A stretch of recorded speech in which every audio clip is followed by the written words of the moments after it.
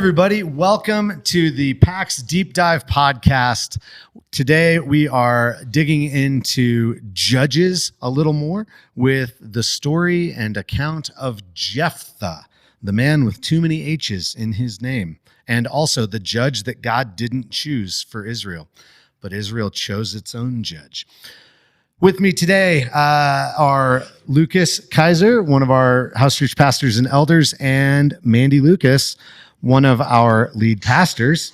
And I'm Brian, one of the other lead pastor. Yeah, I'm one of two. Either one of or the other, not one of the others. Okay, so this week we're talking about Jephthah and all things that are, man, you better know his word if you want to claim you want to live by it. Yeah, right? Absolutely. That gets us in trouble if we don't do that. So this is our third to last named person in Hebrews 11:32. There's a big long list of people name dropped there. And so we wanted to get through all of these things so we understand why this reference is in there. By faith, all of these people, I don't even have time to mention all those. That's what the writer of Hebrews is saying. So Mandy, why is Jephthah an important person to have been highlighted by the writer of Hebrews as an example of faith? Yeah, I mean, why is he not? No, I'm just kidding. Don't say that because there are reasons. But yeah, I think what we see in the text pretty clearly is that he has this incredible moment of faith where he declares that the land that they have been given, the land in question, the territory that this other warring king is coming against him for was given to them by God. And if the other countries, God wants it back, he can take it. But their God is the God who gave it to them. And he has this incredible moment of really proclaiming who God is and what he's done, and that God is their God, the God of Israel. And after he does that, the Spirit of the Lord comes upon him to win the battle. And so I think what we find in his account is just this really beautiful moment of faith and a proclamation of faith. And I think that's why we see him in Hebrews. Okay. Incredible moment of faith in his conversation with the Ammonite. Sorry, I'm looking at all the various names of tribes and trying to remember which one of these is him. It was the Ammonites. The Ammonites, the Amorites, the Ammonites, the Moabites, the Edomites, the Kadeshiites, the Sidonians, the Sihonians, and I don't know, the Moabites. Everybody is in this one. The Moanites, the Monites. Maonites? I don't know how to say it. Maonites. Yeah. Never mind. I'm not from the region of Maonice. I knew you were going to say that. You're welcome. So, yeah, got them for days. All right. So, Jephthah has this one moment of faith in the midst of that, and that there's so much. Jephthah's story has so many weird points in it. Yes. God seemingly responds to Israel's outcry. It's not really specific, if I remember correctly, in chapter 10 of Judges. So we're in Judges for those trying to follow along. In chapter 10, and it's not always, or not necessarily apparent who it is that is having this conversation with God. It doesn't highlight any particular prophet, or there's no judge.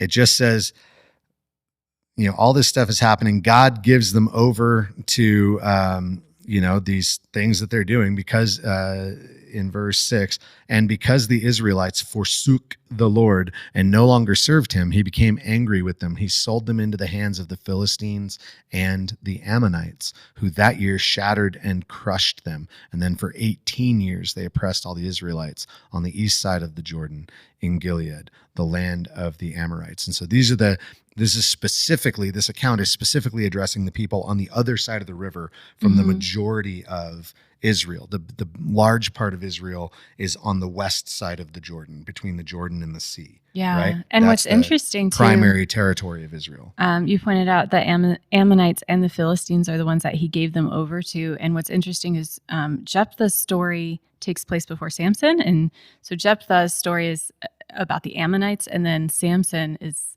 about the Philistines. Yeah. And neither one of them necessarily do a great job of actually pulling off what God is attempting to do. But the people on this side, I mean, God's ready to just cut them off. Right. And I love that, so you're starting with that in context, and then they go and pick the, illegitimate son of Gilead and a prostitute, and they bring him in to be their leader. God does not appoint him. Every other judge, it's like God called these people. And then this story coming before Samson maybe even leads to a little more understanding of why Samson's story is so, origin story is so much more in depth. And here's how God actually called the next judge into being. It wasn't Jephthah. Jephthah ends up leading for 6 years after. Yeah, Jephthah is like the People's Choice Award. You know what I mean? He's the one that they choose. He's the one that they're it's kind of like Saul. They see this great foreshadowing. Guy who, exactly. It is. Yeah. It's really that. And even so much as, the book of Judges closes out with this great, it's not a great statement, but the last line of the book of Judges says, "In those days, Israel had no king, and everyone did as they saw fit." And then that takes us into... That's not really a great thing. It's not, but it sets it up for the next... That's the cliffhanger for the next book. Yeah, and so you kind of see... Era. So you're I think we're sort of meant to see Jephthah as this precursor to Saul. That he is that guy that from the outside, he made a lot of sense to... the Gileadites, because he was able to, form this kind of ragtag group of scoundrels. He was a great leader. He could lead these men, and he was kind of an intense guy. Yeah. So and he does a lot of crazy things, but I really appreciate, and I think it's worth digging into a little bit before we get to the weird, crazy stuff on the backside of his story. But you pointed out this whole chiasm thing. So let's talk about that. Let's talk chiastically for a little while.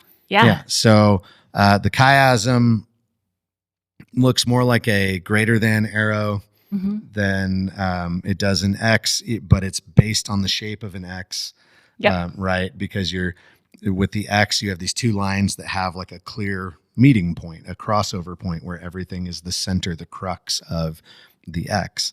And with a chiasm, you have everything building up to this big center point. And then when you can find those in scripture, and they're not everywhere, not every single thing can be broken down into a chiasm, but many things can. And it's one of the styles of writing that is kind of carried over from oral tradition. It's a way of establishing the account, a form of parallelism, right? It's establishing parallels in and out of a particular thing. And so one, it's showing us some sort of either contrast or parallel, because sometimes they're complementary, sometimes they're contrasting, right? Sometimes it's hey, they started here and then they ended in a different spot. But you'll see in a proper chiasm, you see similar or reversed language or identical language with switched subjects or something but you go to the center point is the main focus of that thing. That's the hinge point where it turns around and it pivots. And starts going backwards. And so there were two chiasms that you brought up and validly established from this story. And the first one is mostly just in that it's just in the setup of Jephthah's story. Yeah, it's like the account of the judge, in every account of Judges so far that we've had, there's kind of a beginning cycle of and Israel did evil in the eyes of the Lord, and Israel cries out to God, and the Lord Lord oppresses them. And then the Lord allows them to be oppressed.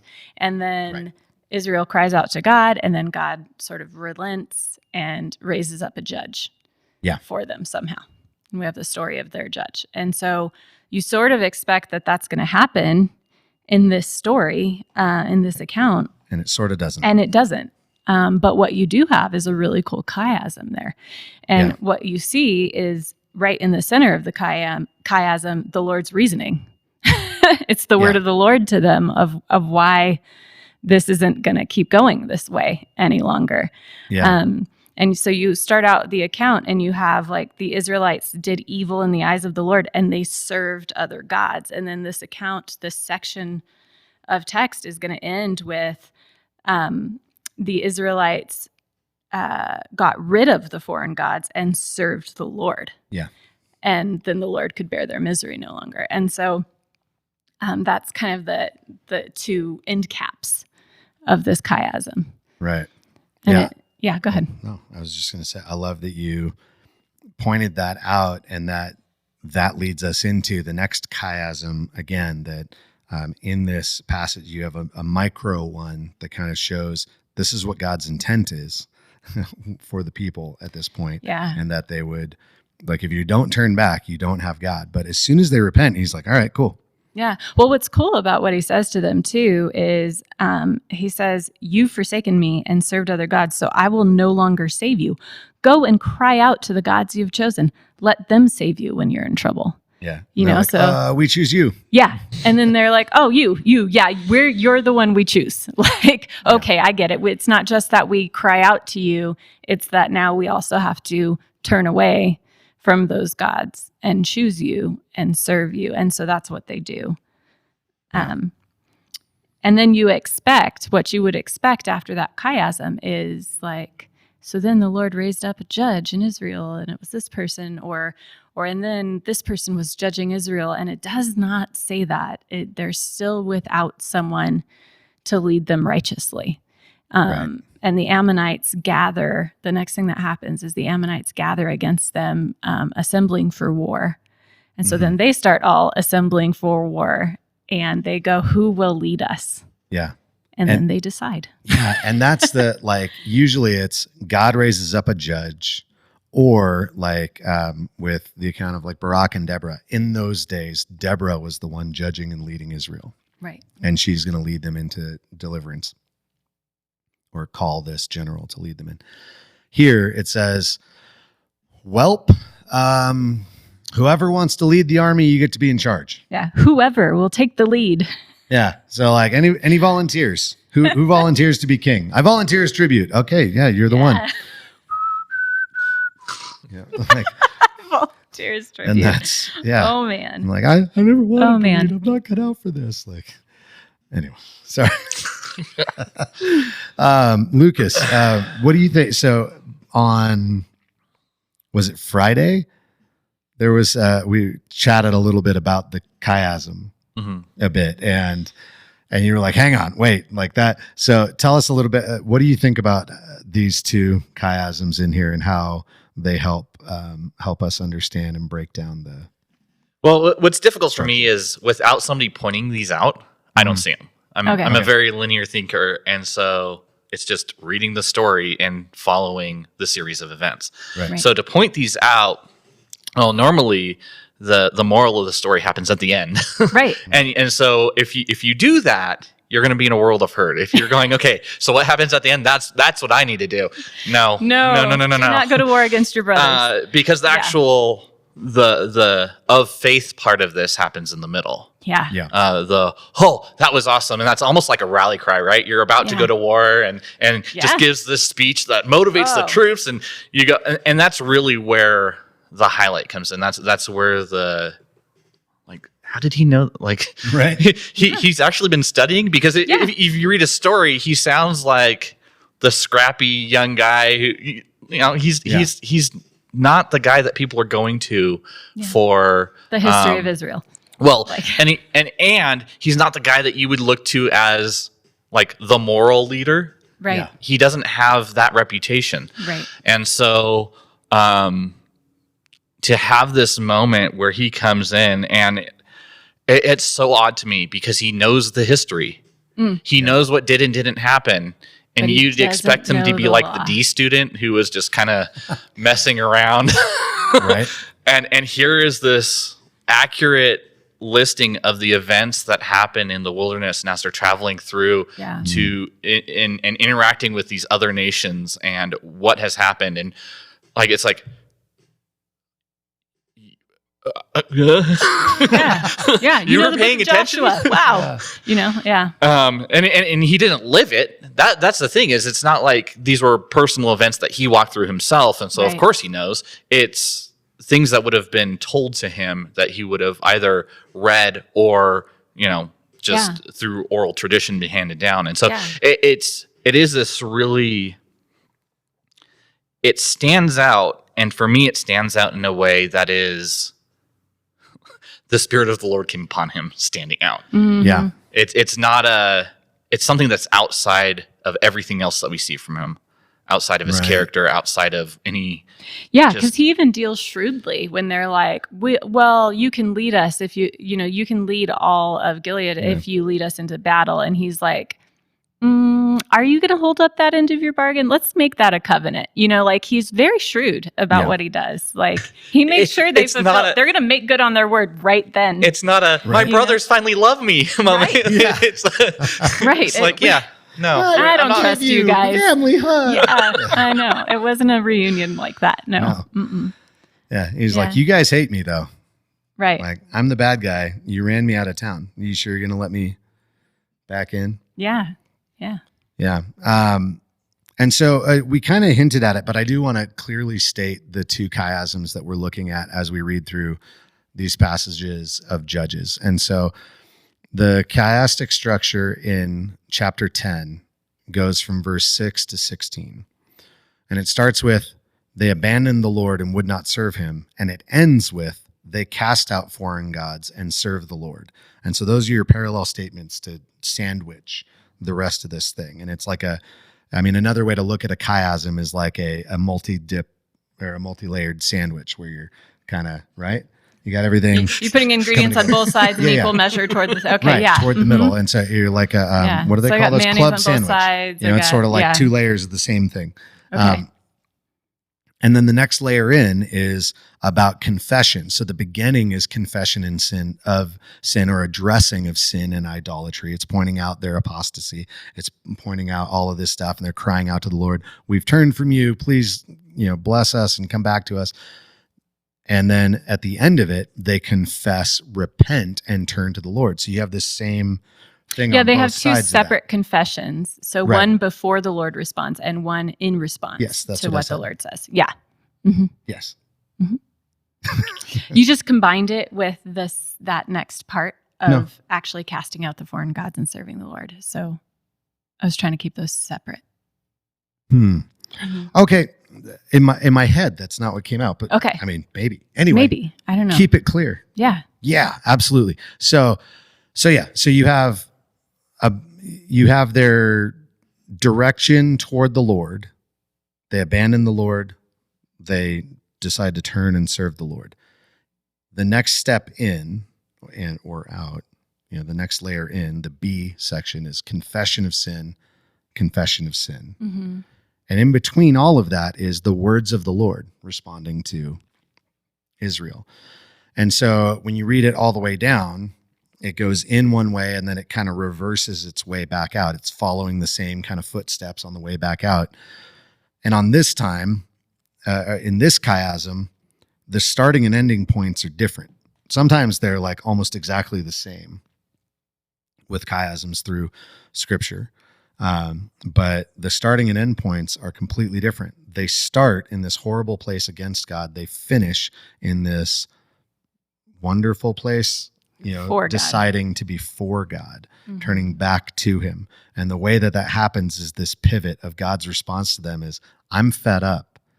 He's like a healthy parent of an addict going, look, we're not doing this anymore. You can't just keep coming back around, taking all our stuff and just bailing.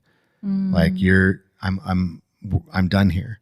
You go have exactly what you want. You think that's going to make you happy? Great. Go have that. But it doesn't come here. Right. And they're like, oh, wait, no, we don't want those things. Following those other gods is led to the Ammonites being here. We're not fans. Right. And so they turn to God in that. The next one, let's hit that next one because it's a little bigger. It goes from 11:1 all the way through 12:7, the death of Jephthah. Mm-hmm. So you have Jephthah the Gileadite. You have kind of his origin story and his end. So within his life, you have a chiasm that it's funny how it works out in the notes that I'm actually looking at because it sort of feels like this.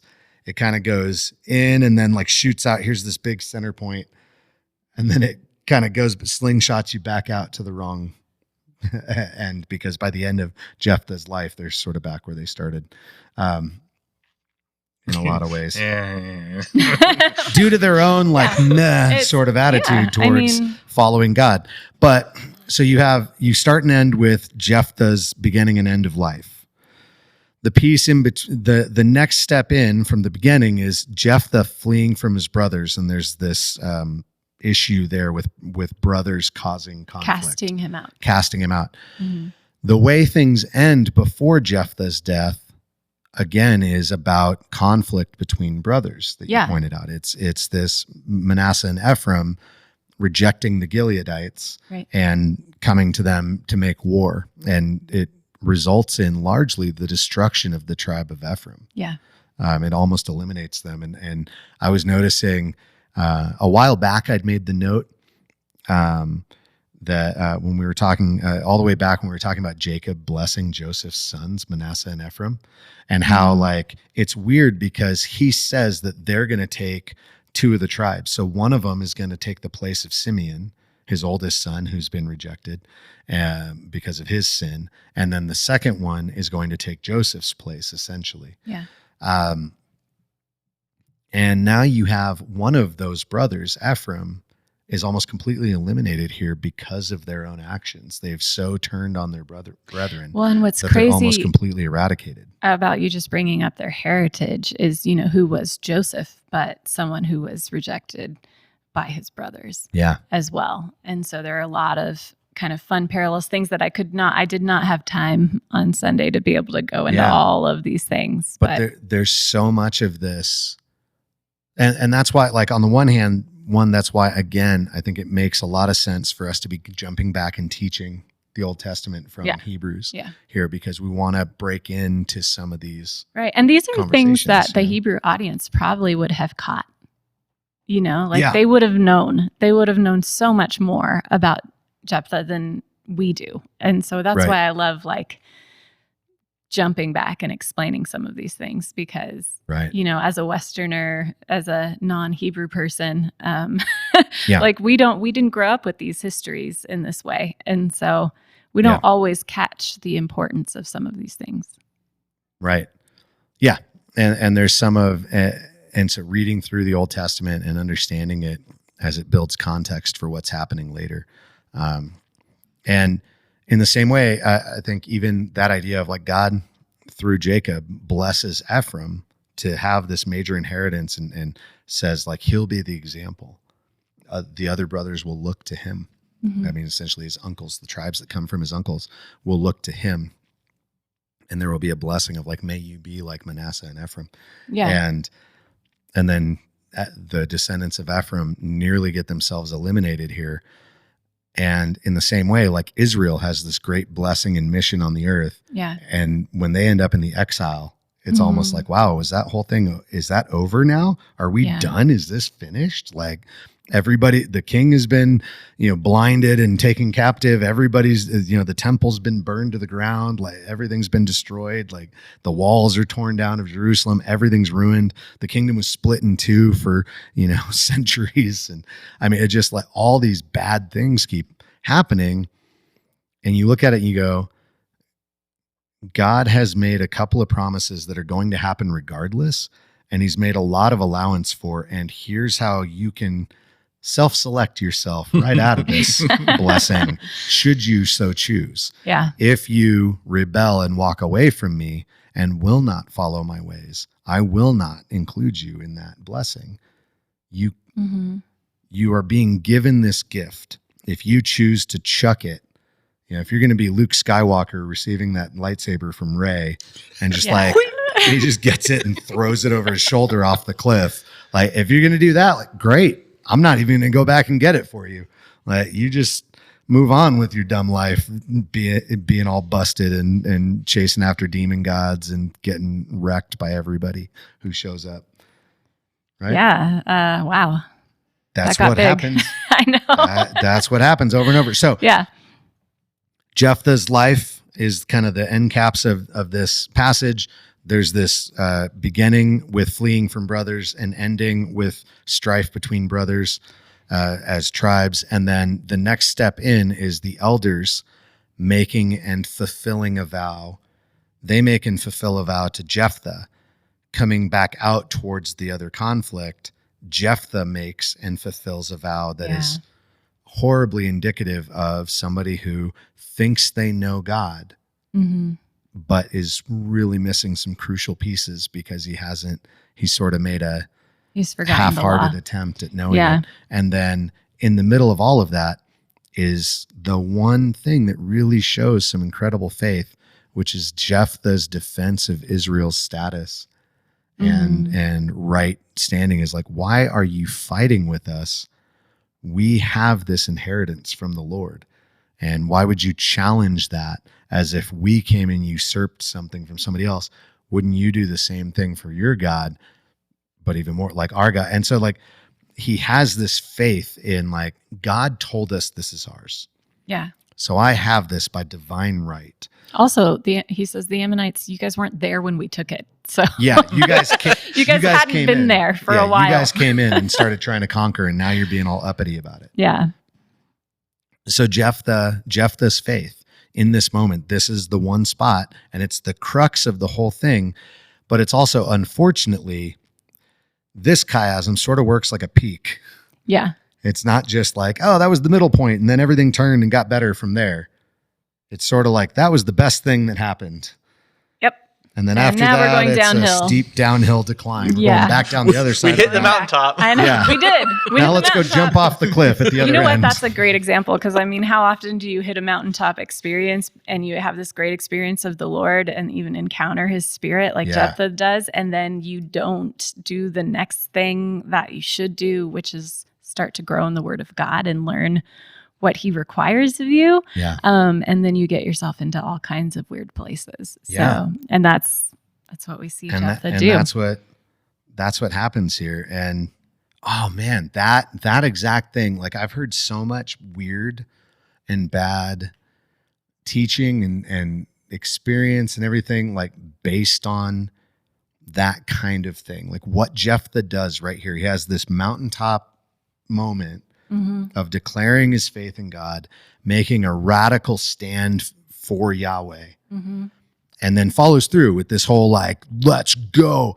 And then he follows up that change with this weird vow that he shouldn't have made the vow in the first place. That's not how God works. God doesn't operate from a, hey, if you do this, I'll do this random thing. Like that's not how the vows work. You make a vow just to follow the Lord, not you don't make conditional promises to God. Like I will offer you praise as long as you do this. We never did that with Pax. Like that would have been foolishness. Like we never turned and we're like, hey, you know what, God, if you build this church and make it awesome, then we will, like dedicate it to you and serve you faithfully. No, we're going to serve you faithfully. And then we're going to trust that like what you lead us into as we serve you is going to be fruitful and meaningful for you. And I think what's important to remember too is the text tells us that God could bear Israel's misery no longer. And so sort of in spite of what Jephthah does, God's going to do something, like Jephthah is being used. We know the Spirit of the Lord comes on him. So he's using Jephthah and he's going to do something even in spite of what Jephthah does here. And I mean, he does use him. So, right. And we see that a lot with some of these judges. Yeah. And yet, only. And so Jephthah makes this crazy vow. And I think this is one of the reasons why, if you're just reading it through, taking it linear, just like line by line, just as is, without catching the chiasm, then the thing that really ends up standing out is the stupid vow. That seems like the biggest part because it's like this horrific thing. And so the vow is, he says, if you give the Ammonites into my hands, whatever comes out of the door of my house to meet me when I return in triumph from the Ammonites will be the Lord's, and I will sacrifice it as a burnt offering. Yeah. Okay, so many things. And so maybe he had a goat that was like his best favorite goat. Every time he saw the goat was excited to see him. To see him, okay, to meet him when he came home. He's like, it's going to be that goat. It's going to be that goat. I know it. No. Yeah, they always let the dog out when I get home. So, but whatever it was, like why, and maybe, and so So there's a lot of different ways to understand this, but first off, making that kind of vow is not really the point. But even more, there's a lot to hint at. There was a pretty good idea that he should have known it would have been a human being that would come out to meet him. Yeah, because he uses that to meet me. Like something's coming out toward him knowing he's there, you know? Yeah. I don't know, like, I don't know if I joked about this or not on Sunday because I said a lot of things, but said a lot of things. Like in my head, I was thinking, like, was he expecting it to be his wife? Like, what was he thinking? You know, like obviously he didn't want it to be his daughter, but like because his response when his daughter comes out is like he tears his clothes and he's like, "Oh no, my daughter! Like, how could you be the one?" And it's like, who did you expect? You have one child in your household. It's your daughter. It says it like 3 times that your daughter, your only child, or your only daughter, and you have no other children, I think is how it describes it, right? So it's like, who else? Was he expecting a servant to come out? Was he expecting his wife? Was he expecting either way? If it was human, that would be a problem. That's problematic. The Hebrew word doesn't require that it's a like personal meeting. Like it's not a like to meet with me. Mm-hmm. So the Hebrew does just mean whatever the first thing that comes out to me is. Still. No, I know. I'm just saying. But so like, but chicken. But so, chicken. That could be actually. Maybe he thought it was going to be a chicken. Yeah, a chicken or anything else. It like, I mean, the word can also be encounter. Like the first thing I see, the first living thing that comes out of my house is going to be what I offer as a burnt offering. The morning is not my best. I was praying this morning. And as I'm in the middle of prayer, I can't remember what the heck it was, but I went, wait a minute, that's the wrong mind. That's the wrong way to pray what I was praying. It was almost along those same lines of like, let's negotiate with God. Like, and it was like, well, no. I had to take a step back, and in my mind, I went, oh, that was foolishness. Yeah. Now, with that kind of thinking, foolishness isn't the end of it. Right. And what's been playing through my mind since Sunday is, what if you were to make a foolish vow? How do you approach that? Because my default is, well, I made a vow. My word is my bond. I mean, like, that's what I do, is I fulfill it. But that's not wisdom either. Right. And in this, I think, okay, so what is the next step? How do you, if you were to do this in a godly manner, knowing that you messed up, how do you approach it? I mean, there are a few things in this situation where like humans are redeemable, right? So, you know, the Lord says, don't sacrifice humans. Don't do that.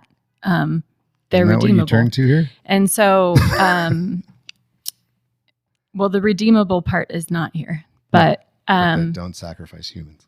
Yeah, and so, okay, I'll read it now. No, it's for later. I'm waiting for later.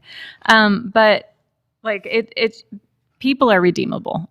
God does not want Israel to sacrifice humans. It's a detestable practice to him, and they would know that if they had turned back to the law.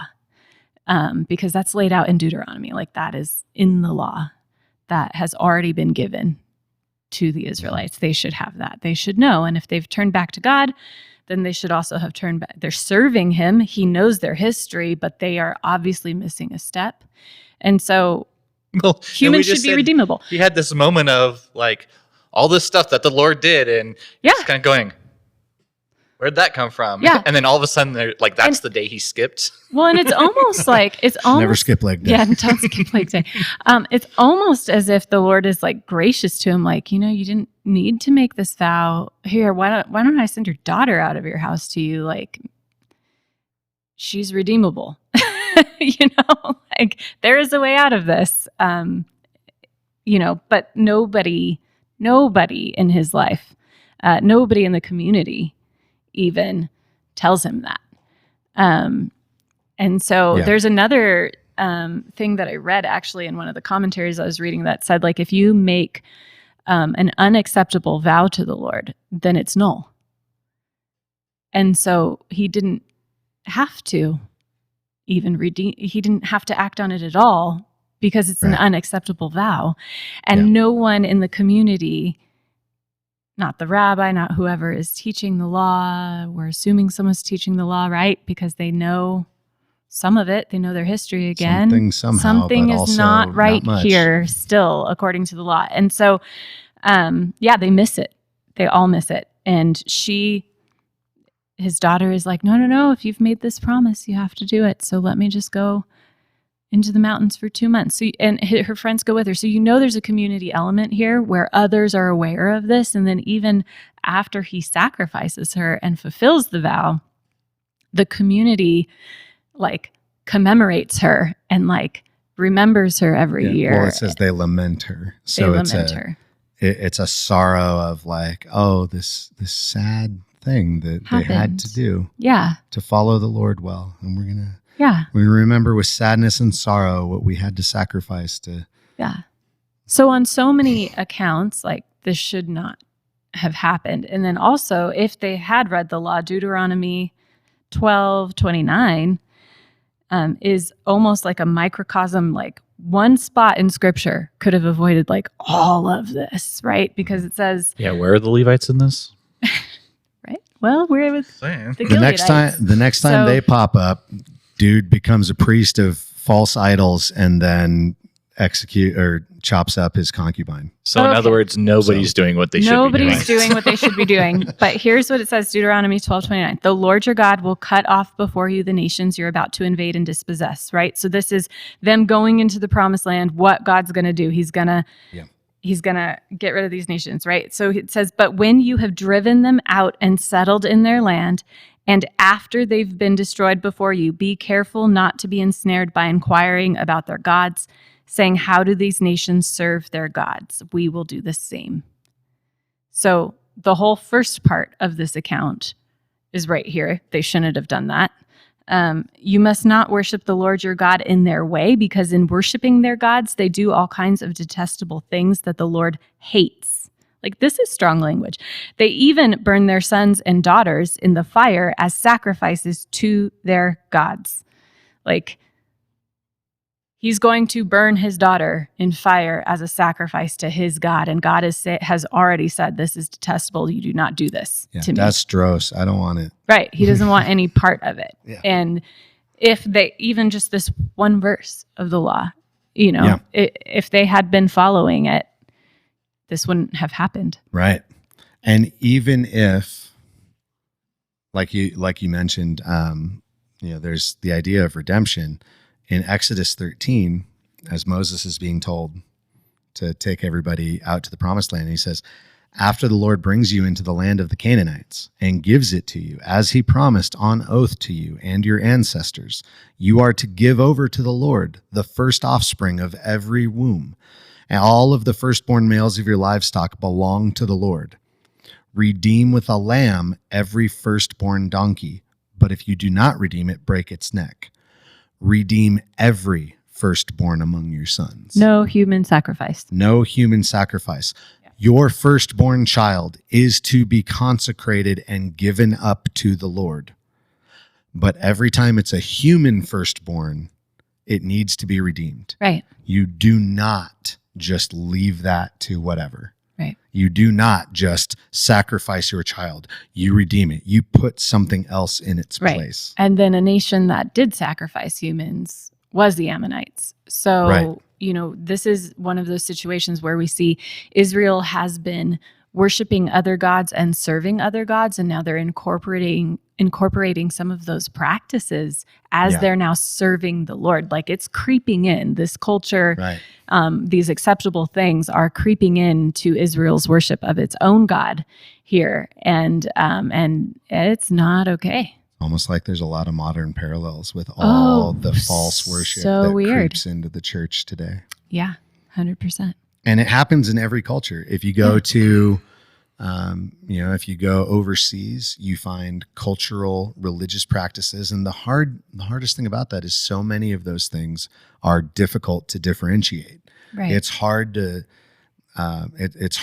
identify the line between this is cultural and this is actually the worship or practice of honoring or obeying or sacrificing to some false god or something. And so there are people that come from concepts of animism that want to include that somehow into Christianity. Their worship of God. Yeah, there are people who worship their ancestors, and then they struggle to figure out like all of these cultural things. How do we honor without getting back into ancestral worship? And you have that in all sorts of Asian cultures. You have that in all sorts of African cultures. You have that in South American and Native cultures. You have,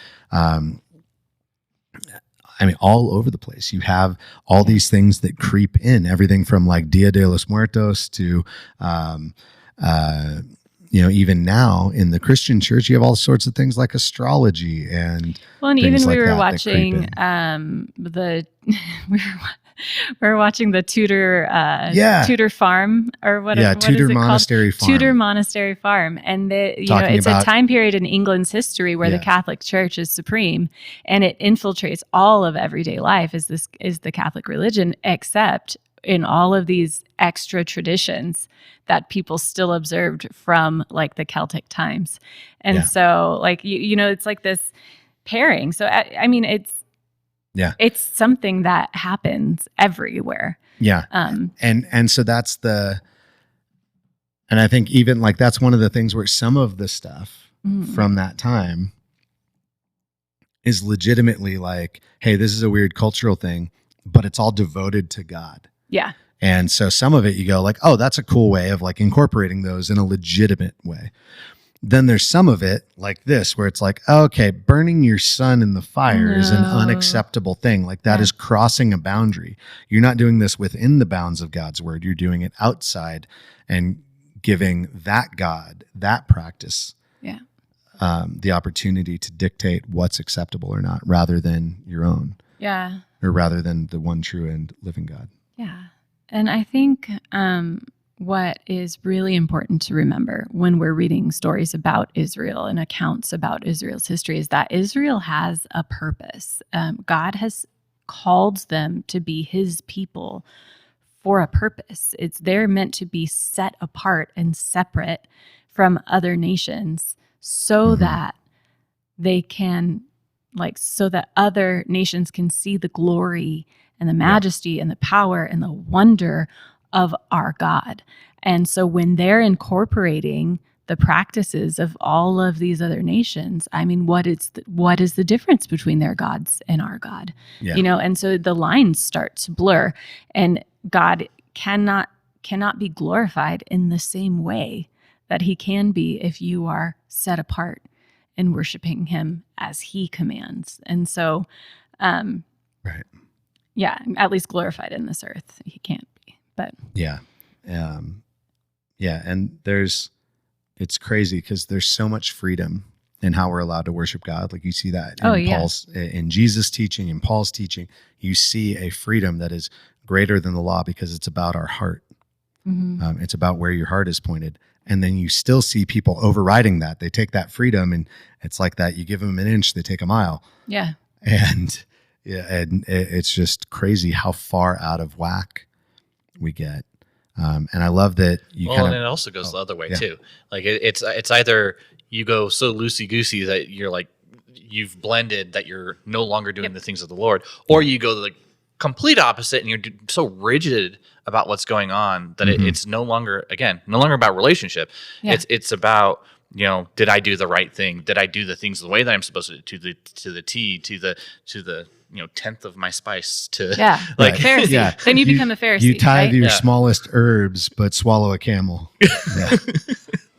So it can go either I'm just way. Picturing it. That was two different. Sorry, and that was two different things. He also, says, it was two different things. You tithe your mint and cumin. Yes. But you neglect, the bigger, more important things, and right.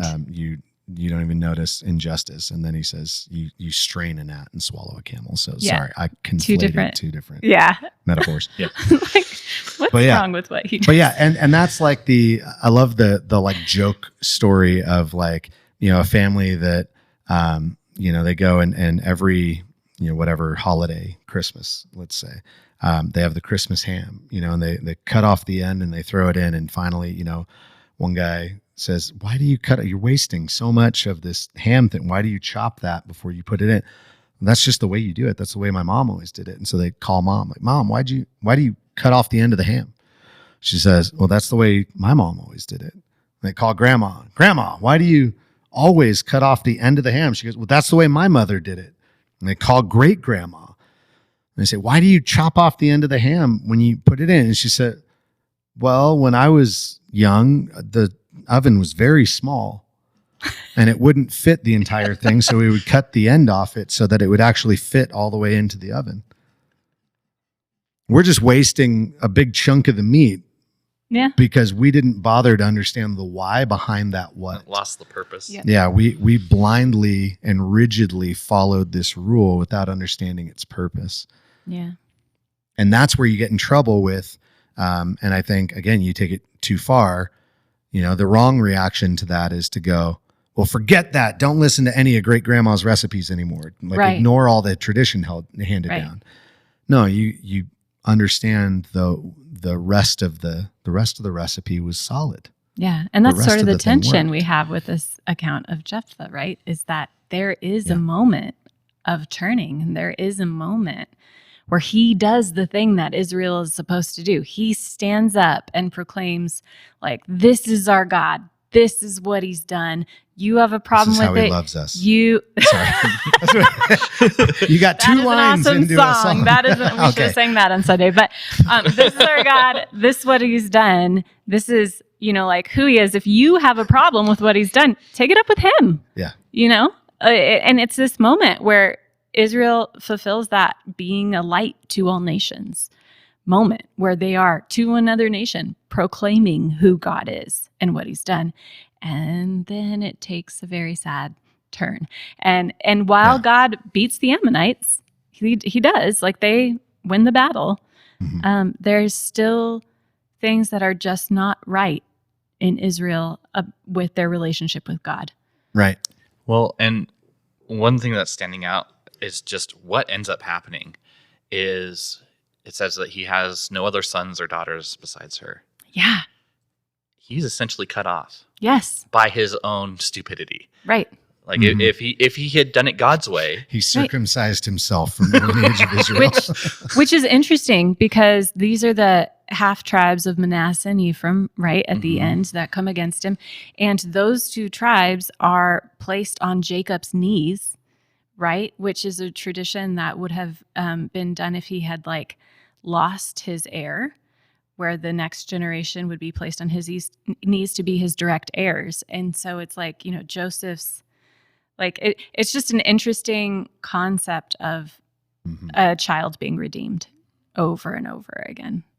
Yeah. And so, which, kind of points us to Jesus, which is pretty awesome also. Man. And so I love where you kind of started and ended the whole message that the takeaway here largely comes back to the preventable thing would have been to truly show affection and love for God by actually knowing and following his commands. Yeah. And that makes all the difference. And, if you know that, you're not making foolish vows. If you know his word and you follow it, you're not worshiping false gods. If you know his word and follow it, then you are able to live in this world as an ambassador of the kingdom of heaven. Yeah. And not constantly going like, oh, wait, where am I? And who is God again? Like what's going on here? And you're not saying dumb things that don't apply to that. And there's so many, there's whole, like, if you wanted to do a series, say, called Straight Outta Context, there is a plethora of I found a lot of sermons graphics on this one for that. Yeah. There are so many different ways that, like, even the church or like people in churches have just gone off the rails with a little bit of the info, a little bit of the knowledge. And it kind of, my closing thought, so to speak, is because it's starting to get cold. We got a little snow on top of the mountain here locally. And so ski season's coming up. And it's sort of like somebody taking one or two lessons. And for the skiers out there, they've learned their pizza and their French fries. They've learned a little bit of slowing down, a little bit of going forward, and then they go on to the expert run. They go up the expert lift before they're ready, get themselves in trouble. And it's like, you only know a very small piece of this. Yeah. Like, you have an overall concept of what's supposed to happen here, and you have a little bit of knowledge. And in some ways that's more dangerous. You're getting into even more trouble, because now you're putting yourself in a place of, you should have known what you were doing. Yeah. And now it's going to lead to your destruction. Yeah. And that's what we see with Jephthah, with his daughter, and with the Ephraimites, and what happens there. Yeah, absolutely. Jesus says, if you love me, keep my commands in John 14:15. And what we really see here in a huge way is it's Israel's desperation and their deep need for God that drives them to repentance. And it's the same with us today, but it is our love for God that will cause us to continue to follow him and dig in and obey his commands, to keep his word and to find the truth of his word. Yeah. Lucas? Closing thought? I mentioned the Levitical priests, and we are to be a holy priest. Yeah. Right? Yeah. Through the line of Christ. Absolutely. Yeah. And that was Israel's goal too. Yeah. To be a kingdom of priests. And that's why I brought that up, is because there should have been a point that if you don't know what are the things of God, that you have a place to go. Mm-hmm. And so as Christians, we have scripture, but even then it can get difficult. It can get confusing. So do you have somebody to go to? And even as house church pastors, like if somebody asks a question, I don't know, there's a group of people that I can say, hey guys, this came up. Thoughts? And so there's it all comes back to being rooted in scripture. Yeah. But also being part of the Christian community around you, and having, I guess, an accountability of sorts, where you guys are digging through scripture and understand it, and working and wrestling, and being able to go, oh, I understand what's going on. That's okay. I know what's happening. And and so back to kind of like, if you know it, how confident are you in that? Yeah. And do you actually know it? We saw that last week with Samson, where, there were a lot of people that have this, oh, Samson's a great guy. But when you actually go through the story, it's like, that's rough. and it's the flannel graph picture of Samson versus the reality of who he was. Same thing happens with Noah. Noah was called, but there's things that happen and it's like, ooh, that was not good. Getting rooted in scripture. Sorry. I just had a revelation about something that we don't get time. We're not going to get into it. Next it's time, fine. write it down not somewhere. Next time. No, it doesn't need to be on this. It's fine. Okay. Keep going. So being rooted in scripture and taking advantage of the relationships with people who are also rooted in scripture, and finding the answers, because they're there. Yeah. Yeah. What a pitch for house churches. Yeah. There you go. So exactly. Yeah. So and that's the thing. Like, all of this stuff's meant to be lived and worked out in community. Yeah. And I was just talking with somebody about this the other day. They were wondering about, like, through my own understanding of this, I don't agree with this. And so what do I do with that? Like, how do I reconcile? And my response was like, you should check it on your own and learn it on your own as well. But it needs to be in conjunction with learning from others. Don't ignore what everybody else says and then be like, what conclusion did I come to? And then that's got to be the right thing. And we'll see if that agrees with anybody else. And then I'll accept or reject them based on my own understanding. No, don't develop a God or a theology of your own understanding. Look to what others have done and check their work. But work this out when we come to those places where it seems to conflict. Let's make sure and come back to what others say as well, and trust that, like, you're not the first person to faithfully attempt to know God and to understand his word. And so there's a good chance that somebody else has answered this question already, and or at least has enough out there to guide you in the right direction. Find faithful people who are basing their response and their thoughtfulness in the scriptures, and trust God. So know God, obey his commands, and that's how we show our love to him. And thank you for being with us. If you've been here through this whole conversation, comment or reach out through whatever platform you're currently engaging this on, and we'd love to continue this conversation with you and answer any questions, that type of thing. And once again, if you feel like supporting this in any way, if you've already given to your local church, then go ahead and consider supporting this podcast through, you can just do that by giving to Pax at paxchristian.church. With all that said, be rad for Jesus and tell somebody about this amazing God and the things that he has done.